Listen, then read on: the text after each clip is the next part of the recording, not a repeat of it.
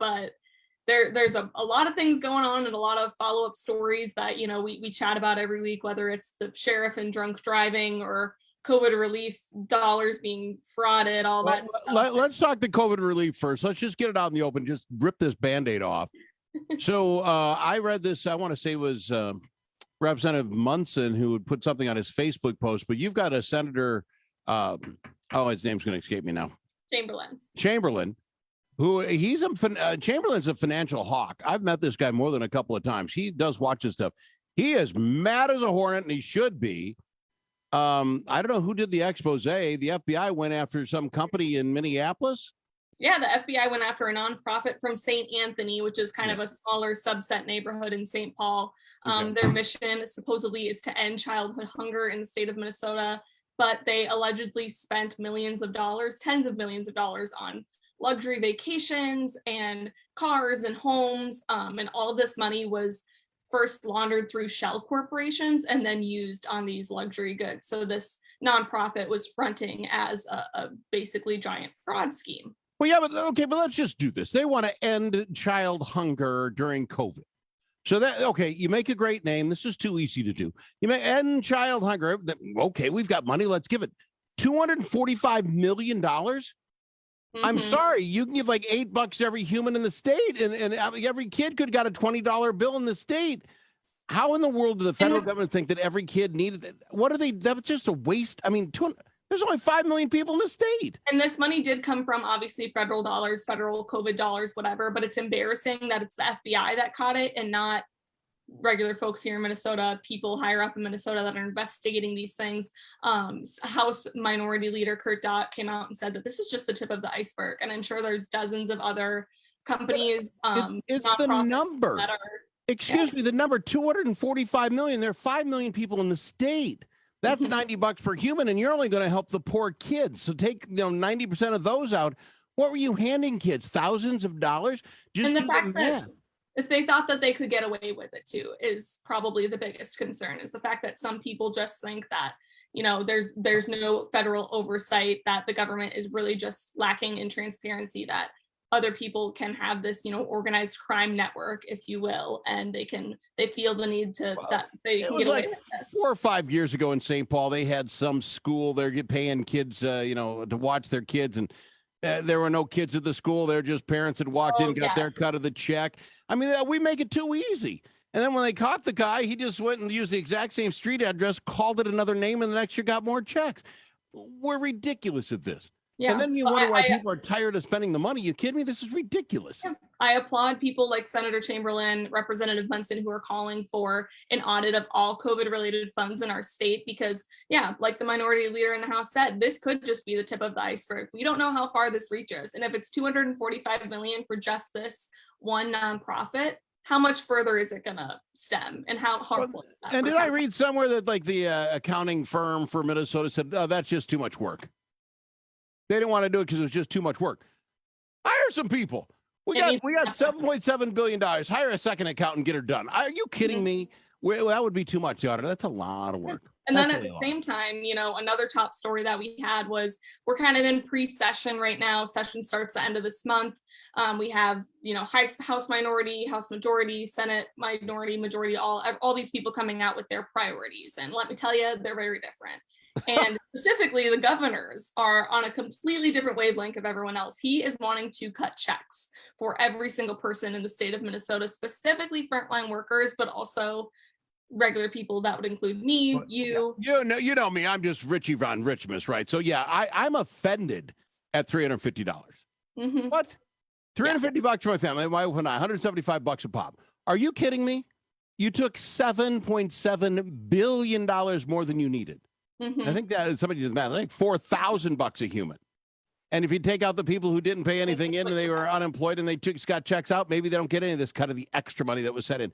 My point is, $350, is that what a vote goes for today? Sorry if that sounds really...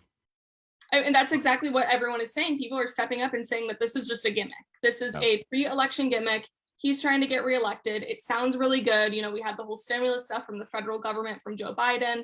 It's kind of on the wavelength of that, of just a handout to kind of ease voters into the idea of reelecting him. He doesn't really know if he's going to be primaried yet at this point. We know the Republican field is really competitive, but he's trying to buy votes, quite frankly, is what it seems like. And then, okay, so now he's got to come out with all this stuff he wants. And I give him credit for coming out weeks ahead of time. I mean, at least he's the first one putting it on the plate. But here's what he comes out. We have been generally, for the most part, since I've been doing this job, 27 years, about $1 billion. Republicans saying we're not going over $1 billion. Democrats, we got to go over $1 billion. We've been playing that $1 billion game for years when it comes to bonding. Now, we have $7.7 billion. I had no doubt that $1 billion was going to be the bottom line. You know, it wouldn't be the top. Mm-hmm. But Walz came out with 2.7, almost $3 billion in bonding. It's like, if we got the money, we might as well spend her. And that's almost infuriating. Mm-hmm.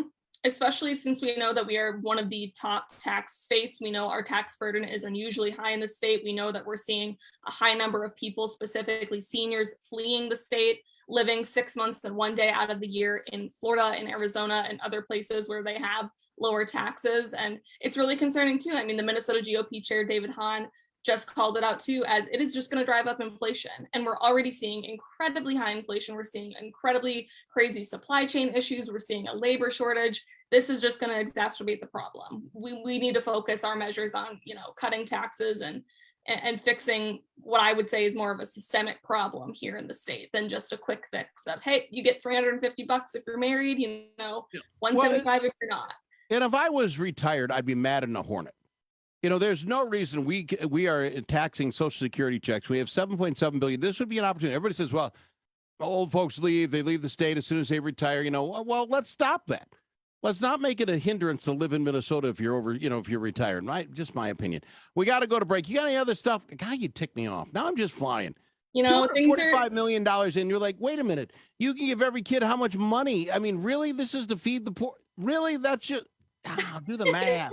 It's a math I hate problem. to tick you off even worse, but we're going to chat a little bit about some vaccine requirements for caucusing for the DFL, you know, a little bit of voter suppression. We'll chat about that after the break. We do that after this.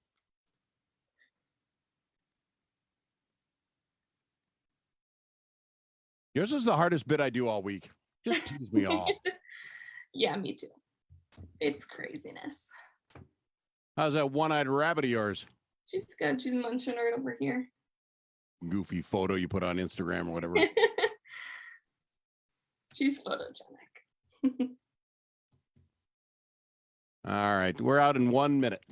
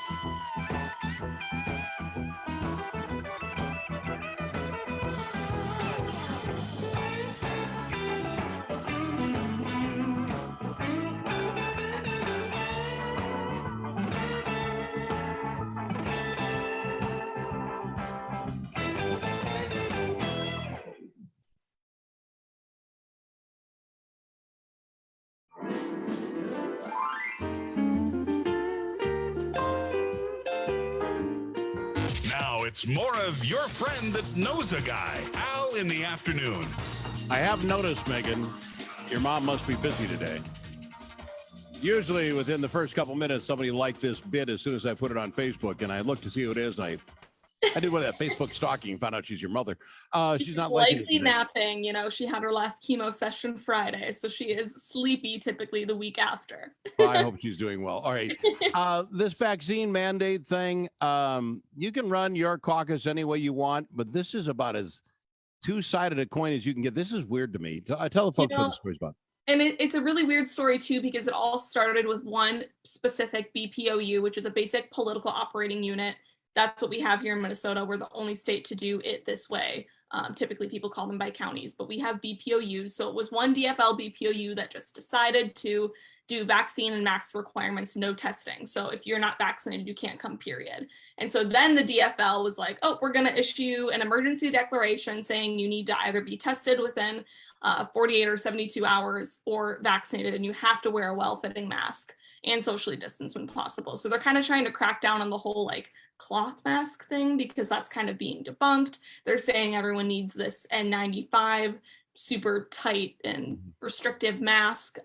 But I would just blatantly call it voter suppression, in my opinion. Well, yeah, and here's the interesting part, and hypocritical if you want to use the term, but the DFL is all about we can't have voter ID. This is going to cause people too much harm. They won't vote. It's voter suppression. But we can make you go get a shot. We can make you, if you don't want to get the shot, go see a doctor within 3 days, carry a vaccine card saying, see, I did this. And then you still also have to wear a mask and do that. We can do all that, but that isn't voter suppression. I don't get it. And here's my point. A year ago, in the mix of all this going on, both Republicans, Democrats, if I'm not mistaken, just did it on the Zoom thing. If they're that worried, then all you got to do is be able to have a phone and you can go on and go or go to the library and vote. Would credential you. And yep, exactly. So why? Okay, maybe I'm missing the point. If they had a way a year ago when everything was horrid, we couldn't go outside, you had to do it on Zoom, they could do it that way. And why are we insisting on it being in person if we're that afraid still? And it's all within the Democratic Party. So my point is, it really isn't anything for me to be too concerned with, except I don't know how they internally work that around in their heads. And, you know, it kind of comes back to this bigger issue of the Democrats and their almost hypocritical policies. They claim to be the party of historically disenfranchised groups, and they claim to, you know, lift up Black voices, and they side with the Black Lives Matter movement and really supporting these kind of minority populations. But yet we know that the only race in Minnesota with a higher vaccination rate than white people is Asians, and then less than the white people are African Americans. Only 40% of African Americans in Minnesota are unvaccinated. 70% of multiracial Minnesotans are unvaccinated. So it's really making it harder to vote. Kind of hypocritical thing that they're doing here. And again, back to, they had the answer a year ago. Everybody did that. Put the Zoom on, get on and do your vote. All right. Too strange. All right. Anything else? God, it's just, I don't, and again, it doesn't matter to me except for the hypocrisy of it. It's like, what are you talking about? Just we can't ask people. Yeah, there you go. Consistent, like I can argue with. You can't even argue this, like makes no sense. All right, do that yourself. Anyway, what else you got? I want to kind of end off here with a couple of follow-up stories. Sure. You know, we're typically good at following up on things as they develop. One story that was developing that we chatted about last week was a man from Buffalo or Coon Rapids who his wife was trying to essentially save his life. He was put into the hospital in November with COVID. They wanted to pull him off the ventilator. She was the power of attorney, and she basically just was like, no, you can't do this.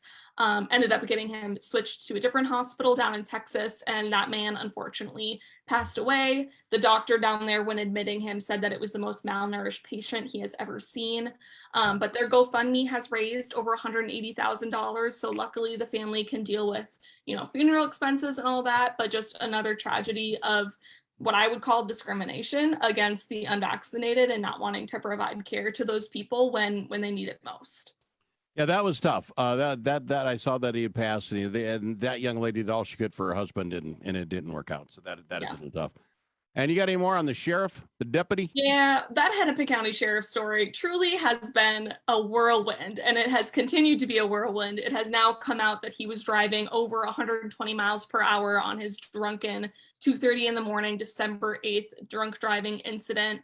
More footage has come out even too of him repeatedly denying even driving the vehicle.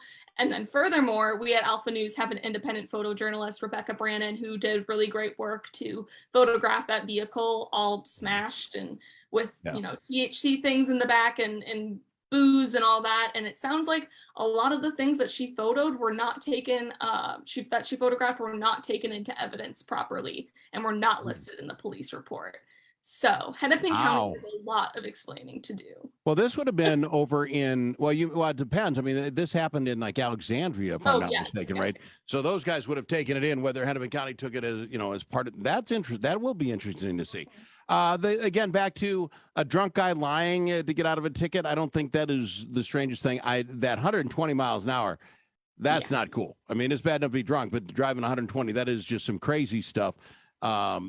But do you know if they'll file extra charges for that when they find out you were going 120 when you crashed? Yeah, he's already been sentenced. So what I think is more shocking is the fact that they didn't figure this out before they sentenced him, and the fact that they dropped some of his charges as well. He was not charged with possession of a firearm while intoxicated. He was only charged with the other 3 misdemeanors, which he only got 2 years probation for. So I think what's more concerning is the fact that more information is coming out, and quite frankly, more damning information is coming out. Well, that 120 is shocking. You wouldn't have that as part of your deal going 120 miles an hour.